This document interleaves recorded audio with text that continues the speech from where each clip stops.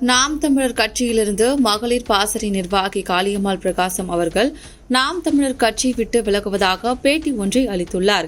இது அரசியல் களத்தில் அதிர்ச்சியை ஏற்படுத்தியுள்ளது. கடந்த சில நாட்களாக காளியம்மாள் கட்சியில் எந்த நிகழ்விலும் கலந்து கொள்ளாமல் விலகி இருப்பது அனைவரும் அறிந்த ஒன்றே.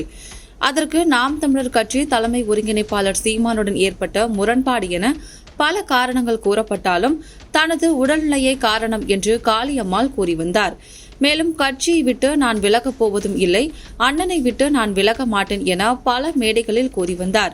சமீபத்தில் கூட விஜயின் புதிய கட்சியான தமிழக வெற்றி கழகம் கட்சியில் காளியம்மாள் இணைந்து விட்டதாக ஒரு தகவலும் பரப்பப்பட்டிருந்தது. அந்த தகவல் பொய் எனவும் நான் இன்னும் நாம் தமிழர் கட்சியில்தான் இருக்கிறேன் என்றும் கூறி வந்த செய்திக்கு முற்றுப்புள்ளி வைத்திருந்தார். காளியம்மாள் குறித்து சீமான் பேசியதாக ஆடியோ ஒன்று வெளியாகியிருந்தது. அந்த ஆடியோ வெளியான அன்றிலிருந்துதான் தொடங்கியது இந்த பிரச்சினை. தற்போது மீண்டும் பூகம்பத்தை கிளப்பும் வகையில் இணையத்தில் ஒரு முக்கியமான நோட்டீஸ் ஒன்று வலம் வந்து கொண்டிருக்கிறது. அந்த நோட்டீஸில் நாம் தமிழர் கட்சி நிர்வாகி காளியம்மாள் பெயரை சமூக செயற்பாட்டாளர் என பதிவு செய்யப்பட்டிருக்கிறது. இது அரசியல் வட்டாரத்தில் சலசலப்பை ஏற்படுத்தியுள்ளது. மேலும் காளியம்மாள் தனது பொறுப்புகளை துறந்து விட்டாரா, கட்சியை விட்டு விலகிவிட்டாரா என பல கேள்விகளையும் எழுப்பியுள்ளது.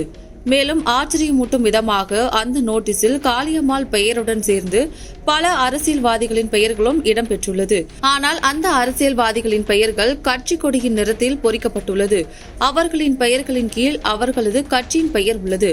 ஆனால் காளியம்மாள் பெயர் மட்டும் நாம் தமிழர் கட்சியின் கொடி நிறத்திலும் இல்லை, அவரது பெயரின் கீழ் கட்சியின் பெயரும் இல்லை.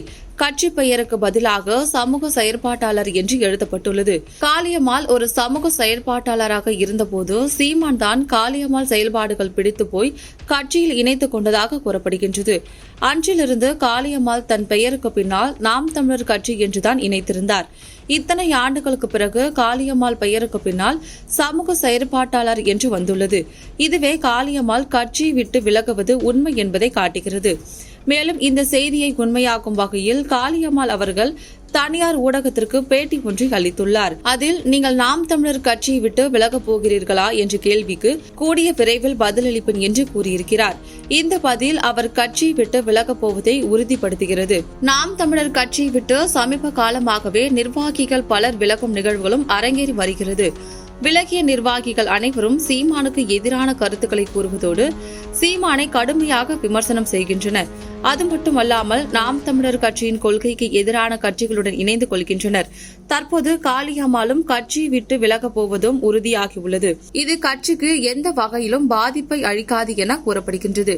ஏனென்றால் காளியம்மாள் மற்றவர்களைப் போல் நடந்து கொள்ளாமல் நாகரிகமாக கட்சியை விட்டு விலகுகிறார்கள் என அரசியல் விமர்சனங்கள் பலரும் கூறுகின்றனர்.